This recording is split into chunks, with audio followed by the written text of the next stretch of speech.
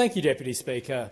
I rise to support the Interactive Gambling Amendment Gambling Reform Bill 2026 and the related National Self-Exclusion Register legislation. There is no point pretending this bill is easy. It is controversial. Some believe the government has gone too far. Others believe we have not gone nearly far enough. Broadcasters are concerned about revenue. Sporting organisations are concerned about sponsorship. Wagering companies point out that gambling is a lawful activity undertaken by adults. On the other side, many Australians look at the sheer volume of gambling advertising, particularly around sport, and ask how we allowed it to get this far. Parliament ultimately has to draw a line. The question is not whether an adult Australian should be allowed to have a bet. They should. The question is whether we are comfortable with the place gambling has come to occupy in Australian life, particularly in the lives of our children. I am not. There is a generation of Australian kids growing up where the odds can sometimes feel almost as much a part of watching sport as the score. They know the teams, they know the players, they know the ladder, and increasingly they know which side is paying $2.10. Sport should not be an introductory course into wagering. A kid watching the footy should be thinking about the mark, the goal, the tackle, and the player they want to be like when they run onto the oval on a Saturday. They should not be learning that every contest needs a price attached to it. That is at the heart of this bill. The legislation restricts wagering advertising, strengthens action against illegal offshore gambling, improves BetStop and deals with emerging products like online Keno, foreign match lotteries and fake trade promotion lotteries. Its objectives are straightforward. Break the connection between wagering and sport, reduce children's exposure to gambling advertising and reduce its saturation across television, radio and the internet. But there is a broader lesson here for corporate Australia. Just because you can do something doesn't mean you should. Every major company operating in this country relies, to some extent, on a social licence. Parliament sets the law, regulators set the rules, but the community decides what conduct it will tolerate. Businesses that ignore those expectations for long enough should not be surprised when Australians eventually demand change. We see that beyond gambling. In the Pilbara right now, electricians and signal workers from the Electrical Trades Union are taking action against BHP after a system developed where contractors and labour hire were used to compete against the direct workforce, putting downward pressure on wages and creating divisions between workers, all while the company was making enormous profits. A company can comply with the law and still lose the confidence of its workforce. It can make enormous profits while still losing the confidence of the community. It can win an argument with its lawyers and lose the much bigger argument with the Australian public. That is why there is considerable community support for the workers and unions taking action, and the gambling industry should understand exactly the same lesson. I do not approach this debate as someone who believes gambling should be prohibited. My family owned hotels. We had poker machines. We operated the TAB. We had Keno. I grew up around licensed venues. I understand gambling has long been a part of the business model of pubs, clubs and other venues. Those businesses employ people, they support local organisations, they provide places where communities come together. So I'm not going to pretend somebody putting a few dollars on the footy is automatically experiencing gambling harm. Adults can make choices themselves. But freedom of choice does not require us to give gambling companies unrestricted access to children. It does not require Australians to accept gambling advertising becoming woven into sport. For too long, parts of the wagering industry have pushed further and further onto the jerseys, around the grounds, through broadcasts, into social media and into the phones that people carry everywhere. Too many companies assume that because they were legally permitted to do it, Australians would continue accepting it. That was a mistake. They have been very good at returning money to shareholders. They have been much less successful at explaining why Australians should accept gambling advertising becoming a constant part of Australian life. Social licence is not permanent. It has to be earned, it has to be maintained, and once it is lost, rebuilding it is considerably harder. And that brings us to what this bill actually does. On television, wagering advertising will be prohibited during live sport between 6 a.m. and 8:30 p.m. Outside live sport, gambling advertising will be capped at 3 advertisements per hour during those times.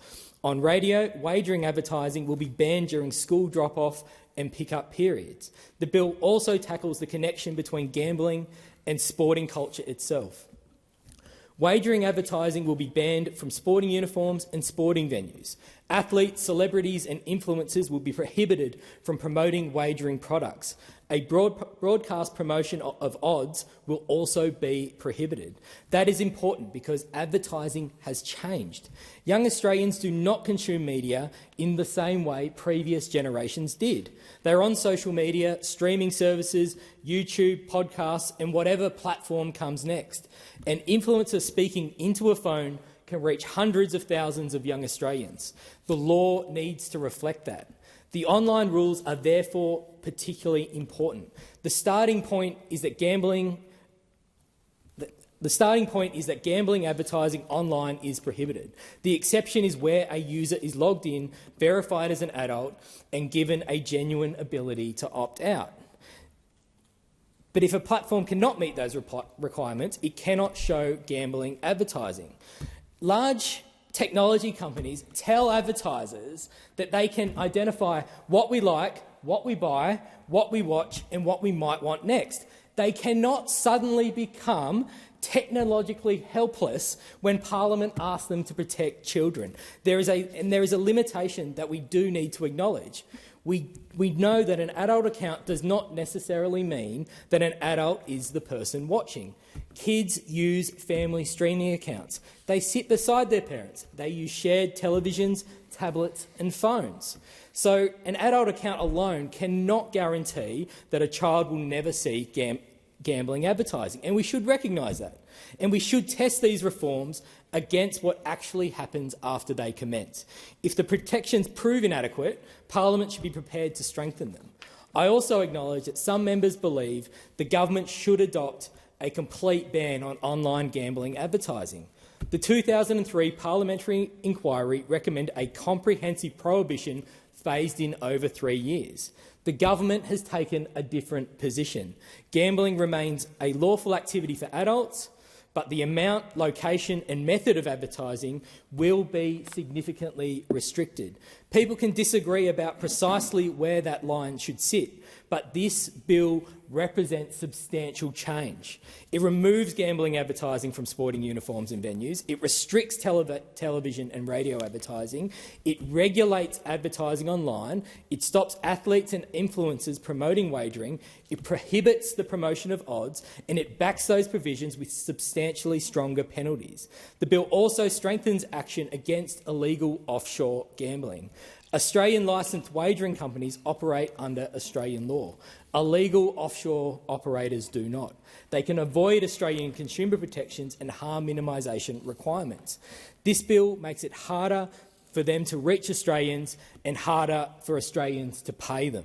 Financial institutions will be required to take steps to block payments to designated illegal gambling services. The ACMA will be able to share information with financial institutions.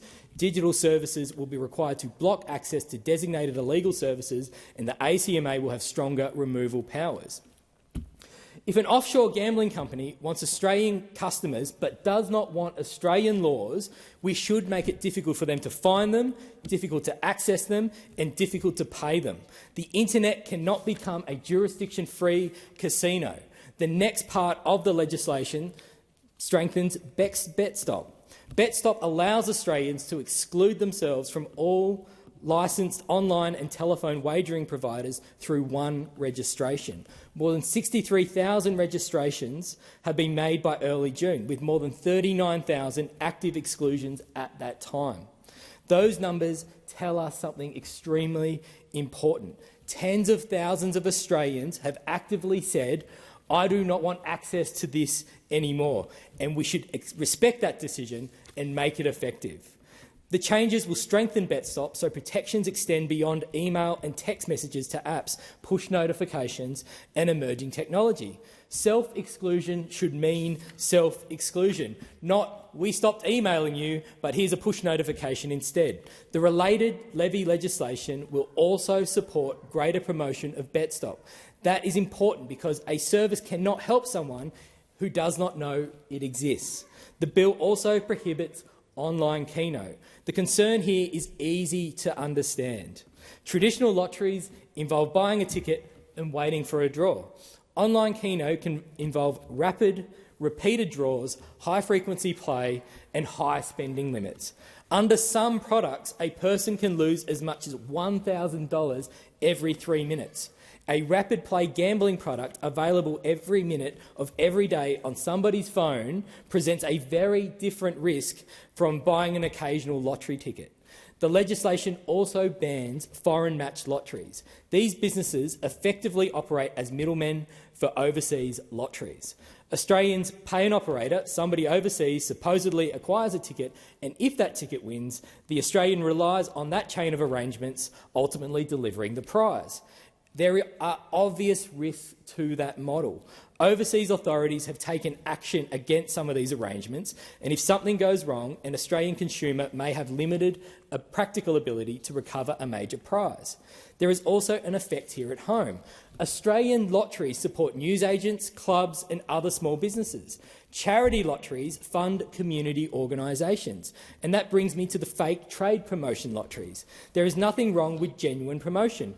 Buy your groceries, enter a competition, purchase a product, go into a draw. But that is different from designing a business where the lottery is effectively the product and calling it a membership scheme or trade promotion to avoid regulation. Some charge recurring membership fees. Some make it extremely difficult for customers to leave. Charity lotteries estimate that these operations diverted more than $60 million from the charitable sector in 2024. The bill closes that loophole while preserving genuine trade promotions. Deputy Speaker, there will continue to be debate about how far gambling regulation should go, and there should be. But we are balancing personal freedom, business interests, sport, media, technology and public health. But some principles should be clear. Adults may choose to gamble, but children should not be recruited into gambling culture. Australians who do not want gambling advertising should have greater control over where they see it. People who choose to exclude themselves should be protected, and companies seeking Australian customers should obey Australian laws. There is also a lesson here that reaches beyond gambling. Do not confuse what you are legally entitled to do with what Australians will indefinitely accept. Do not take your customers for granted. Do not take your workers for granted. Do not take the communities that allow you to operate for granted. The gambling industry has had years to see where public opinion was heading. Too much of it continued pushing. More advertising, more integration with sport, more targeted online, more ways to reach people wherever they happen to be. And then some wondered why Australians demanded change. If an industry continually pushes right up against the boundary of what the law allows, eventually the community may decide to move that boundary. And that is what this parliament is doing. From 1 January, families watching sport will see fewer gambling ads. Kids will not see wagering brands on their Sporting Heroes uniforms or around the grounds. Influencers will not be paid to push betting products to their followers, and Australians will have greater control over gambling advertising online.